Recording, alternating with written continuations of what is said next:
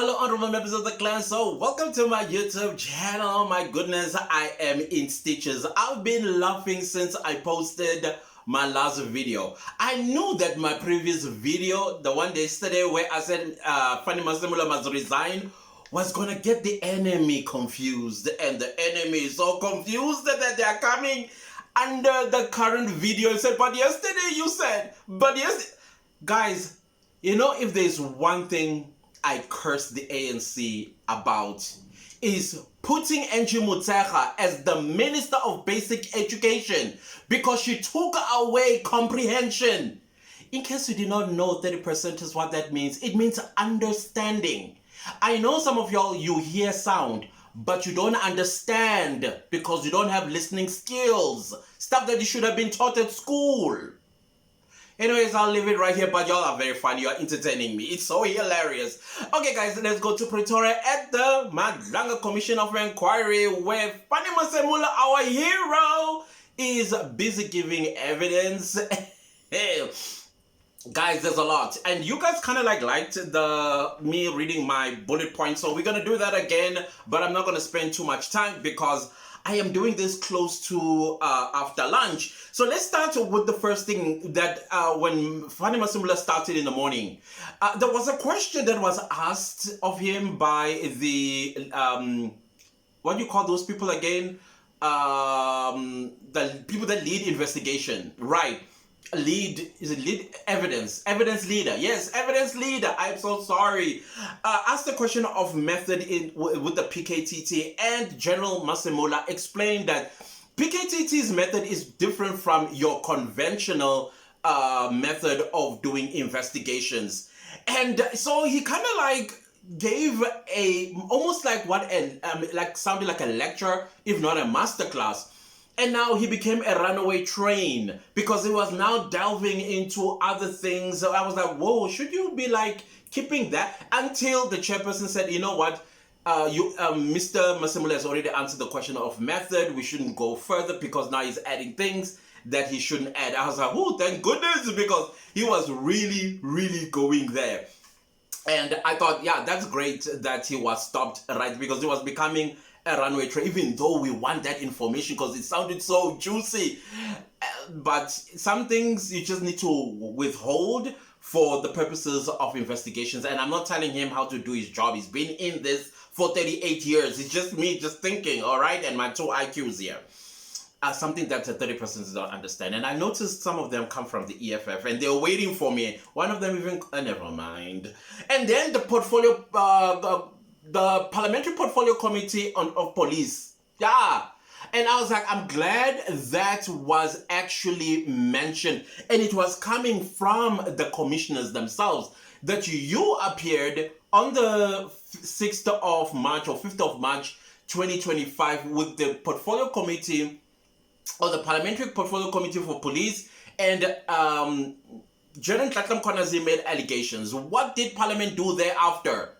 And then General Masemola said, I have no idea. Maybe they did something, maybe they didn't do something. And we found out they actually did not do anything. That is why I feel like the Speaker of Parliament needs to be held accountable for this one. That's just my opinion. So yeah, then he says the Nhlanhla Mkhwanazi made those allegations in the Portfolio Committee, and where he made an accusation of the Minister of Police being friends with or having some kind of a link with a Brian Mkhwanazi. Of course, he denied that.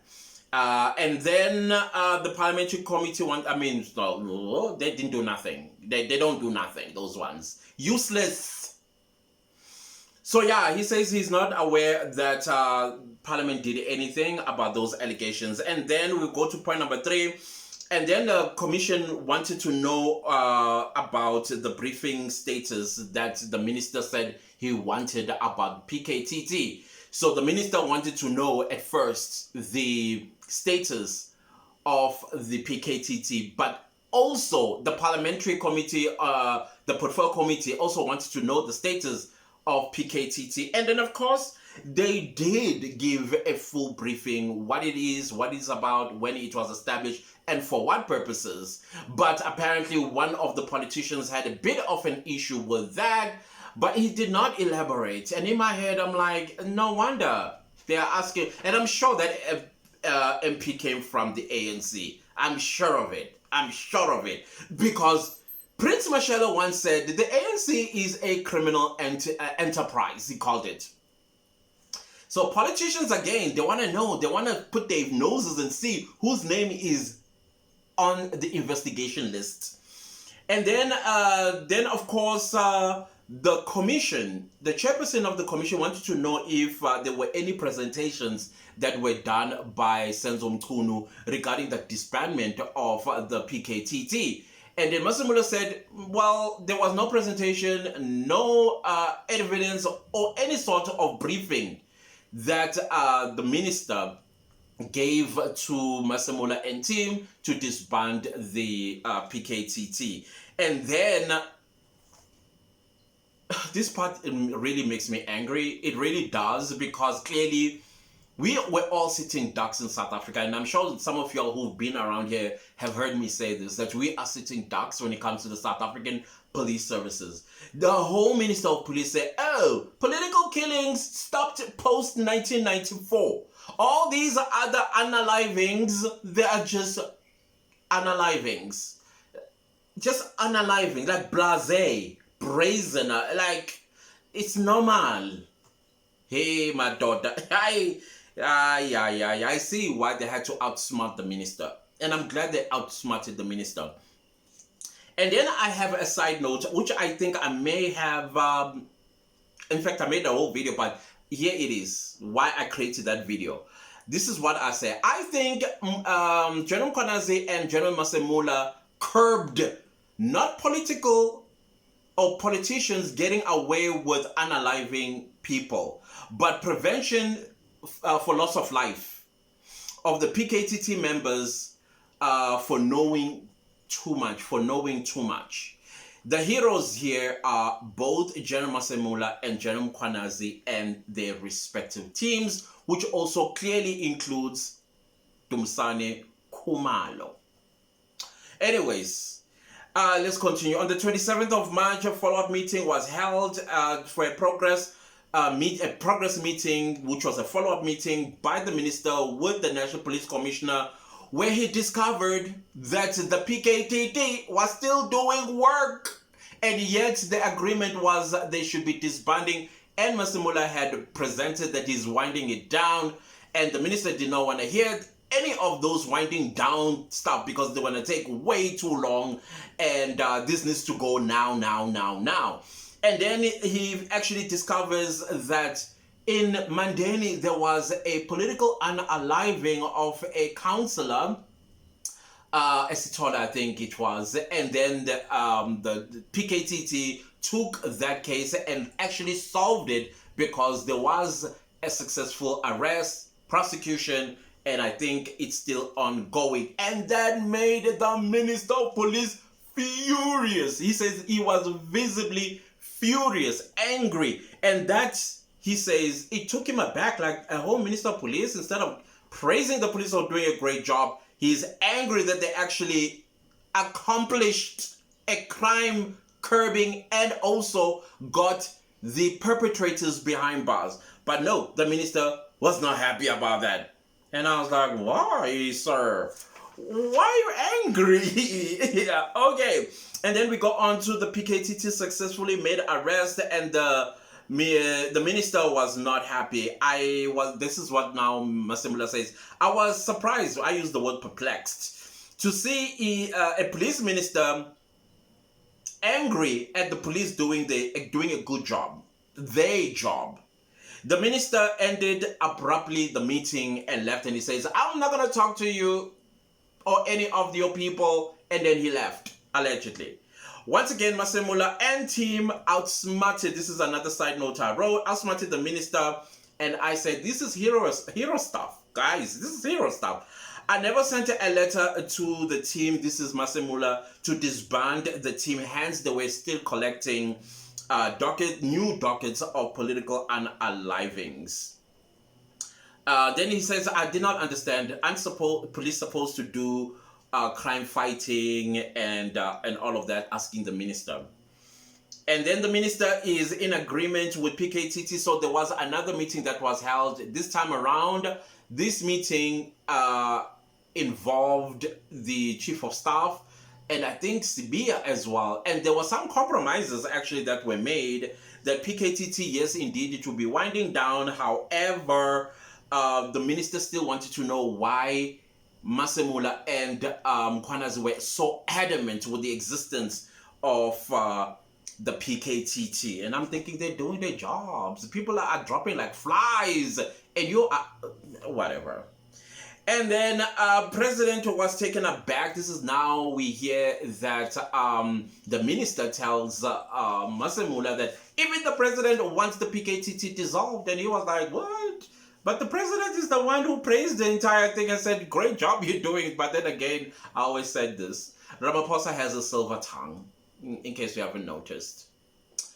Then after the tea break, General Sibia stuff came in. I was like, whoo, now it's getting more interesting because we want to know about these 121 dockets, and ended up being 128 as we were hearing. And then of course the chairperson of the of the commission wanted to know, but how did we get to 7 more? And then Masemola explained that as some were getting resolved, more were coming in. And so that totaled to about 128. And now we get to hear the involvement of General Sibia and the dockets ending up in Pretoria. Clearly, I think the minister, Sibia, and all of them were like, well, it looks like General Masemola as well as General Mkhwanazi, they're not relenting. They are continuing with this thing, PKTT, and now we need to know. We need to know who exactly they are investigating. For all we know, our names are in there too, and the president maybe. And so get those 121 dockets to Pretoria and start doing some auditing to check what are they working on. This proves my point about taking the South African Police Service out of government and out of political interference so that they can do their work independently. Like how the Scorpions used to work. That keeps proving my point. All right, so yeah, and then we find out about dockets belong to police stations, and those dockets, they are the responsibility of the provincial commissioner. And so when Sibia took them, he did not consult with the accounting officer, being Nhlanhla Mkhwanazi, when he collected those dockets. So as they were busy doing the investigations, they came across the real reason why the PKTT needed to be disbanded. Aha! The whole thing was about what's going on in Gauteng, because 10 members of the KZN PKTT were deployed to Gauteng to investigate some few little things that were kind of like linking the dots in KwaZulu-Natal and elsewhere. And now this is where your Katie Mulife and Kat Matlalas and the relationship allegedly they have with the Deputy Police Commissioner Shadrach Sibia. So Sibia was just interested in his own name if it's not linked to with any cartel or criminal underground. Ooh, it was quite interesting. And then General Masemola tells Thingy that, listen, I told you to leave everything to me, the disbandment and the winding down, but Sibia, because now he's rubbing shoulders with the big guy, Mkhunu, then again, a coup d'etat, an entire coup d'etat by bringing those dockets to Pretoria. And they were there for 4 months, and the commission wanted to know what was happening while they were there for the past 4 months. And he was like, well, they were getting audited. Now we understand what the auditing was about. It was to sift out and see if Gauteng, whose names that are appearing, even though they got Masemola got a challenge by the chairperson that, hey, those dockets are KZN dockets. Why would you say the Gauteng, they wanted to see if Gauteng or the Kat Matlalas are involved with Sibia? Then he's like, well, the thing is, they did not know what exactly the PKTT know about Gauteng. So maybe one of the 120 dockets, there might be Gauteng dockets there too, so that Sibiya would get rid of them. Or, I don't know, whatever the plan was.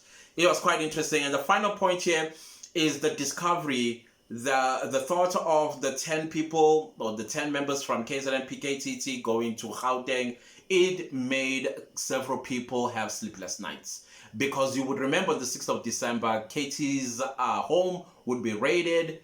And then we saw, apparently, things just did not move forward from there.